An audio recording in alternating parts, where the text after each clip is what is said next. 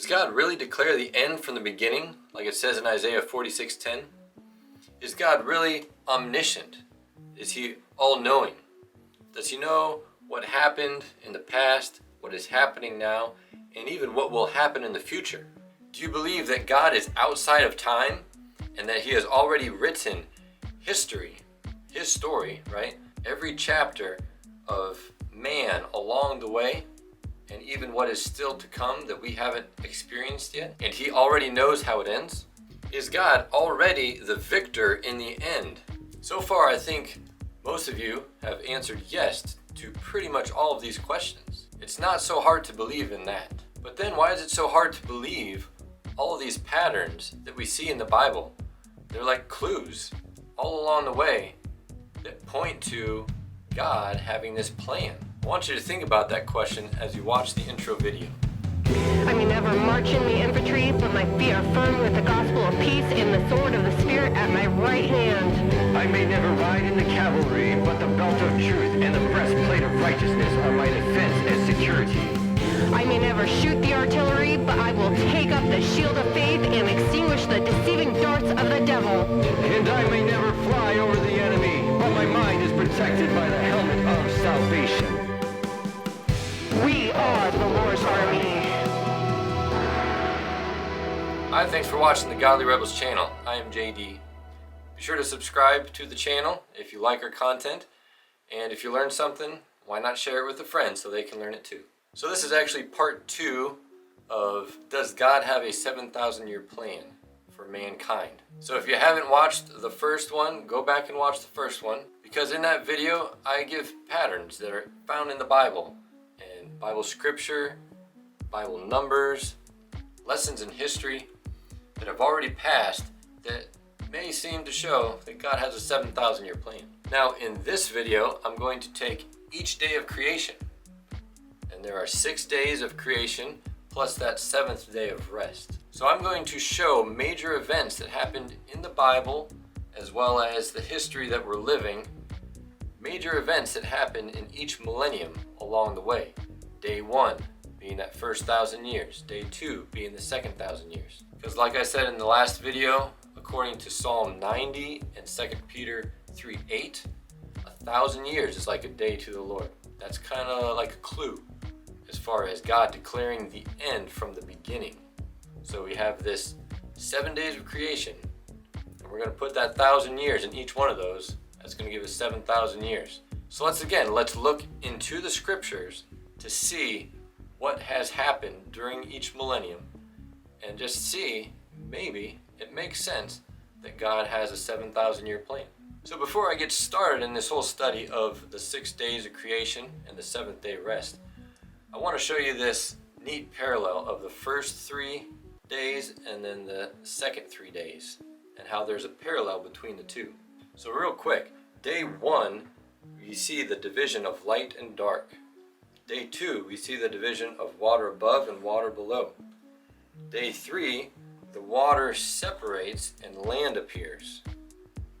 Now here comes the parallel. Day 4 correlates back to day 1, and God creates the sun, moon, and stars, which give light. Do you see that there? In day 5, God creates the birds and the fish. So what he created in day 2 was the habitat of what he created in day 5. The birds of the air and the fish in the sea. And lastly, day 6, God created animals and man. So in day 3, land appeared, and on that land is where the animals and man live. Pretty cool how that's all laid out, huh? I love it. Now let's get into the study. So I'd first like to start by reading the scriptures. Genesis chapter 1, verse 3. And God said, "Let there be light," and there was light. God saw that the light was good, and he separated the light from the darkness. God called the light day, and the darkness he called night. And there was evening and there was morning the first day. So that's day 1 of creation, where God separates the light from the darkness. And the example that we find in the Bible is the fall of man. God created everything good and beautiful. But then man fell. It was by his own will that man man fell. But being a fallen man and sinful now, he couldn't stay in the garden. So there had to be that separation of good and evil, of light and dark. God had to expel Adam and Eve from the garden. He needed to take the darkness out and separate it from the light. So that example is pretty simple. And now moving on to day 2, I'm going to read from Genesis 1 verse 6. And God said, "Let there be a vault between the waters to separate water from water." So God made the vault and separated the water under the vault from the water above it. And it was so. God called the vault sky. And there was evening and there was morning the second day. So in day 2, we know that God separated the waters above and the waters below. There was a firmament, like the King James says, or a vault of water in the sky. And then there was water below that covered the earth. So in the Bible, what example do we have of God separating the water above and the water below? There's a certain story called Noah's Ark, or the flood of Noah. And this actually happened about 1500 or 1600 years after creation, which puts it in day 2. So in the story of Noah's flood, we already have that division of water above and below. But then during the flood, the waters above break, the firmament break, or the canopy breaks, and it rains for 40 days and 40 nights and fills up the water all around the earth, covering even the highest mountains. It's a very interesting story and one of my favorites, and I love how it correlates back to day 2 of creation, where we see that separation. But then, of course, there is no more separation after that. Now moving on to day 3, I'm going to read from Genesis 1 verse 9. And God said, "Let the water under the sky be gathered to one place, and let dry ground appear." And it was so. God called the dry ground land, and the gathered waters he called seas. And God saw that it was good. God said, "Let the land produce vegetation, seed-bearing plants and trees on the land that bear fruit with seed in it, according to their various kinds." And it was so. The land produced vegetation, plants bearing seed according to their kinds, and trees bearing fruit with seed in it according to their kinds. And God saw that it was good. And there was evening and there was morning the third day. So in day 3, God separated the waters and dry land appeared. Does this ring any bells? Day 3 of creation definitely coincides with Moses parting the Red Sea. Moses held up his staff, the waters parted, and dry land appeared. This is probably the best example of how these days relate to events in history. So a ballpark figure of when Moses and the Israelites crossed the Red Sea is about 2,500, 2,600 years after creation, which puts us right in day 3. So another interesting correlation that we can find in day 3 is the birth of the nation of Israel. And it was at the turn of that millennium, so the very beginning of day 3, that Jesus Christ appeared to Abraham in the form of an angel with the promise of a son, which would be the birth of the nation of Israel. Very cool. We have the birth of the nation of Israel in day 3, as well as Moses parting the Red Sea and dry ground appearing.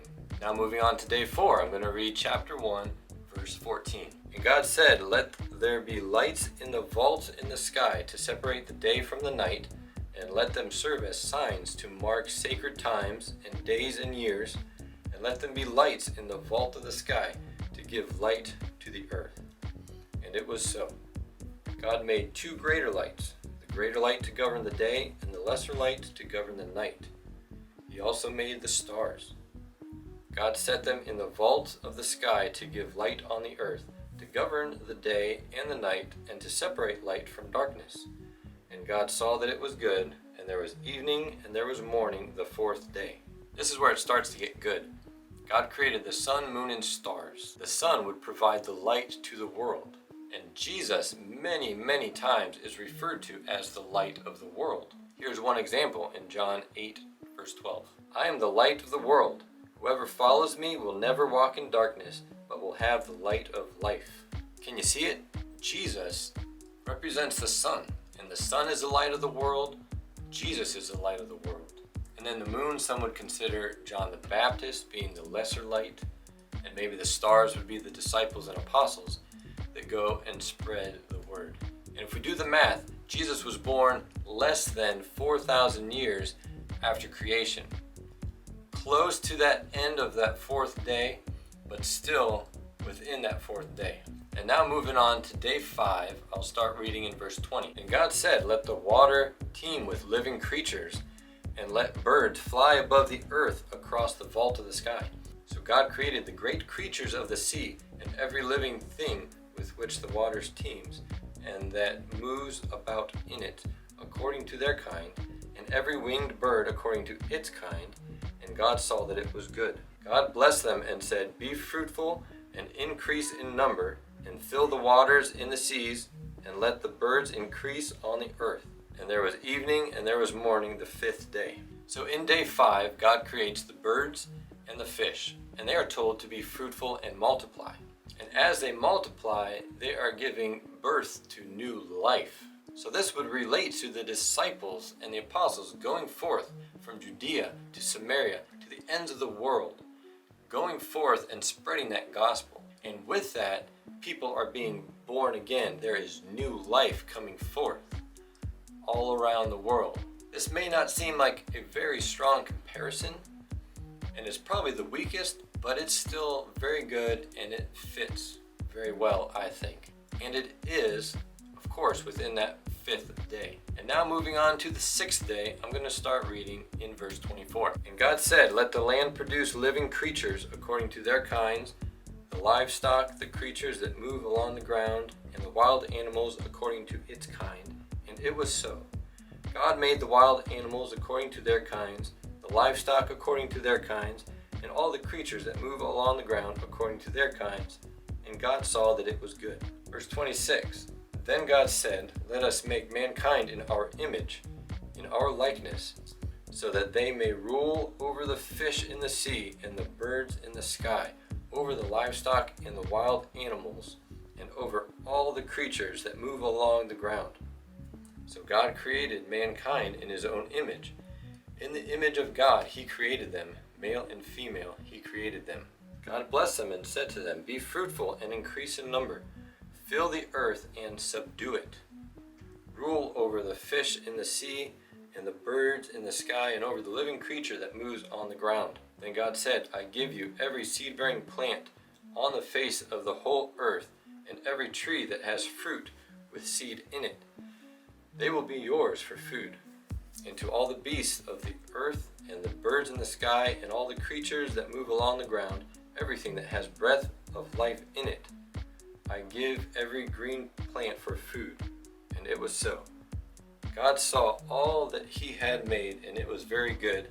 And there was evening and there was morning the 6th day. So in summation, God creates the rest of the animals on the land and man.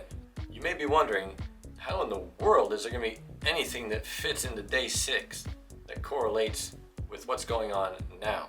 Because we are living in that 6th day. It's hard to know exact dates and numbers. There are a lot of variables. So like I said, I'm not setting dates, but we are close to that end. 5,900, somewhere in there. What I want to point out in this passage about day 6 is that God tells man to take dominion or to subdue the earth and all that is in it. So what does this mean? It's going to take a little bit of explaining, so stick with me. If we look back all the way since the beginning of creation until about the 1700s or the 1800s, the fastest you could go was on a horse.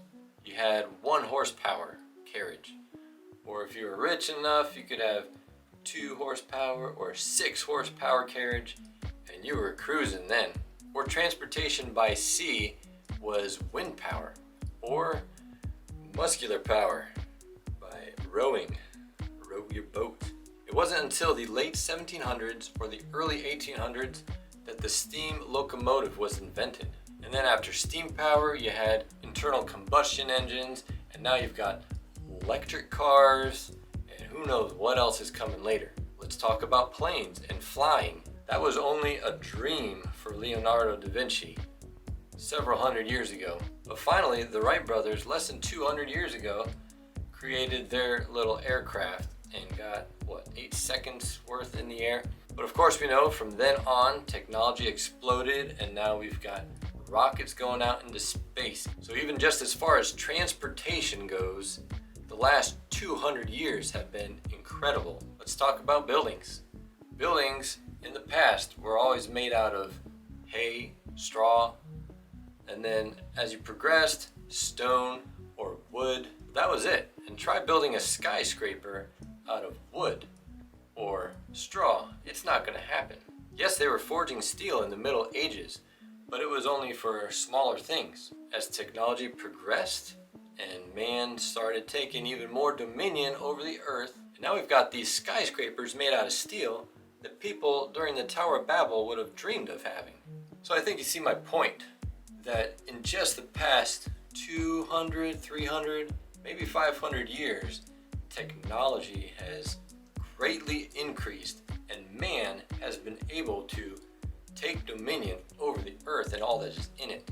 Flying in the sky, taking dominion over the airspace, using the raw minerals that the earth provides to build and construct things. I would argue that during this 6th day of creation, this year 6000 almost, man has definitely begun to subdue the earth and take dominion over it.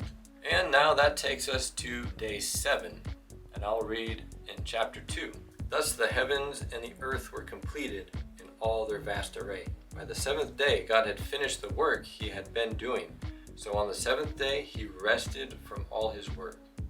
Then God blessed the 7th day and made it holy, because on it he rested from all the work of creating that he had done. So I really believe that sometime soon in the near future, we are going to cross into that day of rest. And that day of rest period correlates with the millennium that we find at the end of Revelation. So people always say that hindsight is 20/20. And looking back at these stories in the Bible and fitting them into the days of creation, yeah, that's easy, because it already happened. Well, God doesn't need it to happen that way. God is outside of time, and he wrote it ahead of time. He wrote all these chapters, even ones that we have not finished yet, ahead of time, before the foundations of the world. And it's because of that I have no problem believing that God already had his plan and it's mapped out all the way to the end. So why is it so hard to believe that God set these patterns up ahead of time? With Noah and the flood and Moses and the disciples and Jesus. All these stories fit into that week of creation very nicely. And I don't think it's by accident. I think it's on purpose. Because God wrote it ahead of time. It just seems to point that we are getting close to the end. How close? I don't know, and I don't worry about it. But we all need to be prepared. Christians and non-Christians. We need to be prepared for the day that Jesus comes back. Because when he does, that's when the day of rest is starting. So we need to get out there and we need to tell people about Jesus. We need to be like the disciples back at the beginning of day 5. As they went forward and spread the good news, they were fruitful. They brought new life to the world. So I encourage you, let's get out there. Let's be the light of the world. Let's be stars. Show the world the true light, that Jesus is the light of the world. And as always, be sure to put on the full armor of God every day as you go out there. Because you never know what you're going to come up against. The devil's going to try and stop you. So put on the full armor of God every day. Be sure to stay in the Word and be fueled by the Word. And God bless.